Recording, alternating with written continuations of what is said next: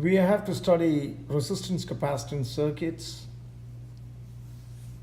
That is a resistance combined with a capacitance in series.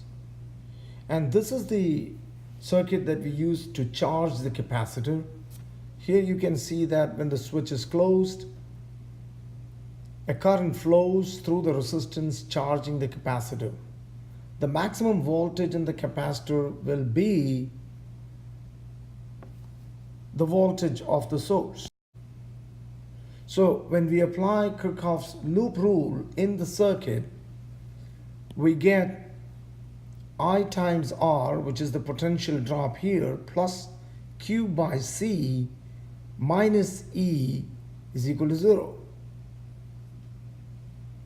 So rearranging, E is IR plus Q by C. But current is I is dQ by dt.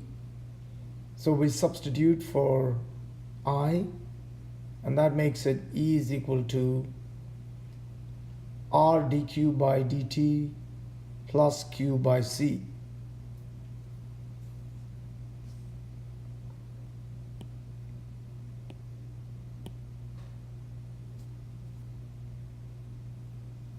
Rearrange it again because we want to bring the Q terms together.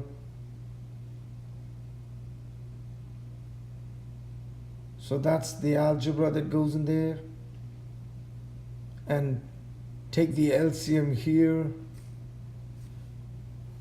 which gives CE minus Q by C is equal to R dQ by T.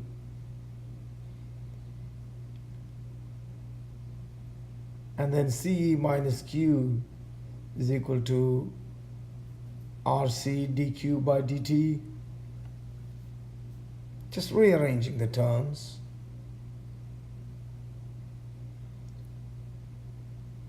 And finally, dQ by CE minus Q, when you take this to the other side, is equal to dt by RC. Now you got to integrate this expression from times t is equal to 0 to a certain time when the charge goes from 0 to Q. So on the left side you have 0 to Q, and on the right side you have 0 to T.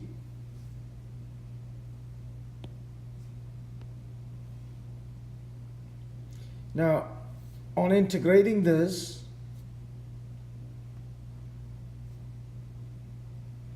this is like integral 1 by x dx. So you get natural log, and the negative is because of the negative here.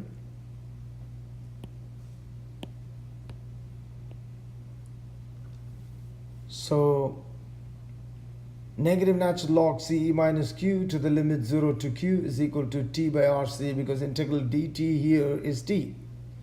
And then when we substitute the upper limit for Q, that makes no change here. So you have the same thing, minus when you substitute Q as 0, we get negative natural log CE because this vanishes. And the right side, of course, is T by RC.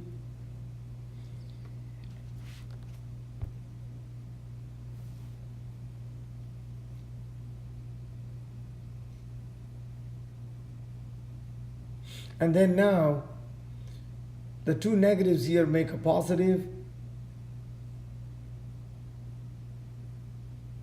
And this is actually negative, but I have changed the signs of all the three quantities. So this is positive, but I made it a negative, and this is negative made it positive. Here there's a negative. And after that, log A minus log B is log A by B. And then instead of having natural log on the left side, we can have exponential on the right side. So there is no natural log on the left side. Instead, we have e raised to minus t by RC. And then again, this can be divided. C divided by CE is 1, and minus Q by CE. And then rearrange that quantity to take 1 to the other side, so it becomes Q by CE is equal to 1 minus e raised to minus t by RC, and finally Q is CE times 1 minus e raised to minus t by RC. But remember that CE, the product of the capacitance and the EMF of the source, is the maximum charge that the capacitor is going to get charged to. So that's why CE is replaced with QM. Alright, so QM is CE. So this is the equation that we use for analyzing the charge on a capacitor at any instant t seconds after the switch is put on. Now in this equation, if you put t is equal to RC, then you have RC and RC getting cancelled. You will get e raised to -1. And when you take that value of e raised to -1 and do 1 minus that, you're going to end up with 0.632, which means that after a certain time, at that much time, the charge on the capacitor is 63.2% of the maximum charge. And that time is called the time constant. The graphs clearly show how the charging or the charge on the, you see that the charge increases exponentially, and you see the voltage increases in the same way. Now the charging current is exactly the opposite, because I is dq by dt, and when you do that, you got to take d by dt of this whole expression,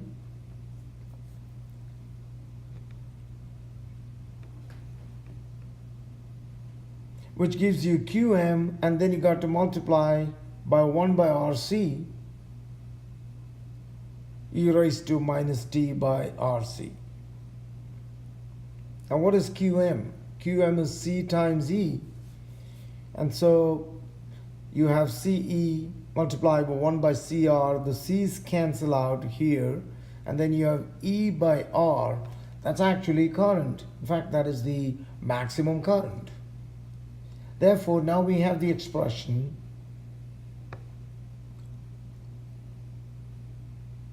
E by R, e raised to minus t by RC. And E by R is the maximum current. Therefore, finally, I is equal to I naught e raised to minus t by RC. So here we see that according to this relation, as the time increases, the current decreases. See that? The current decreases. That's why this graph for charging current is decreasing. And so is the voltage across the resistor. While the voltage across the capacitor is increasing, the voltage across the resistor is decreasing. Because at any time, the sum of the voltages across both components should be equal to the source voltage. So when one is increasing, the other is decreasing. When the voltage across the capacitor becomes maximum, the voltage across the resistor becomes a minimum. And you do notice that the maximum value is E, as you can see here.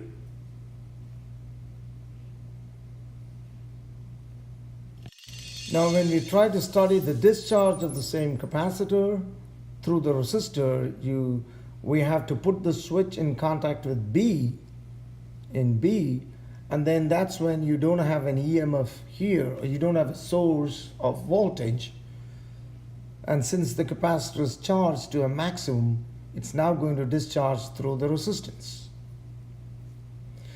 So when we write the EMF's equation, or when we apply Kirchhoff's loop rule, you're going to get the same equation, same kind of equation as before, except that E becomes equal to 0 because the source voltage is missing.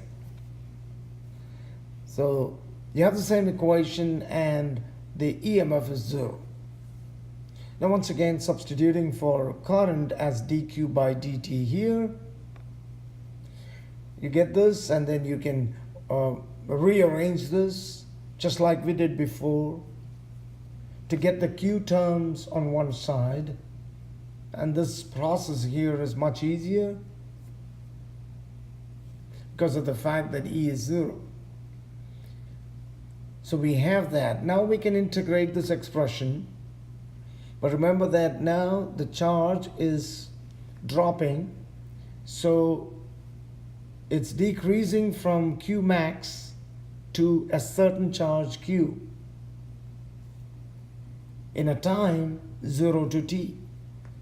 So on the right side, the limit is 0 and t. So at 0 time, the charge was Q max, and at t seconds, it's Q. So when we do the integral, you get natural log Q. Those are the limits. Again, integral dt is t, so you have that. And substitute the limits.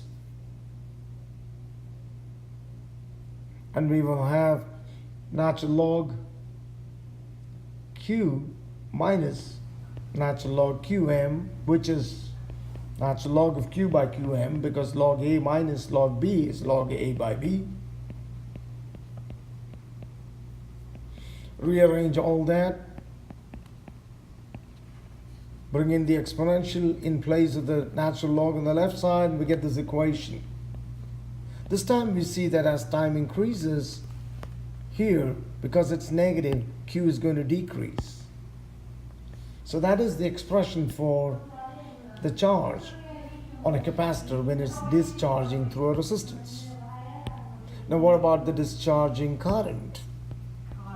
Once again, to get the current, you got to do I is equal to dq by dt of this expression. When you do that, on the right side, you get minus q by rc e raised to minus t by cr, which now shows that there is a negative here and a negative here. See that? So that's why you see that the current versus time on a resistor is increasing as time passes. The charge in the capacitor is decreasing with time, so is the voltage. The voltage across the resistor is also decreasing because you don't have a source voltage now. But the current is actually increasing through the resistor.